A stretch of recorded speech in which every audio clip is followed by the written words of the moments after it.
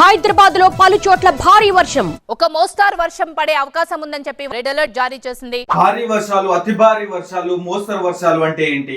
Orange alert, red alert, yellow alert అంటే ఏంటి? ఇప్పుడు మనం తెలుసుకుందాం. సాధారణంగా వర్షాన్ని కొలవడానికి ఒక ట్యూబ్ లాంటి పరికరం ఉంటుంది. దాని మీద మిల్లీమీటర్లు, సెంటీమీటర్ల మార్క్స్ ఉంటాయన్నమాట.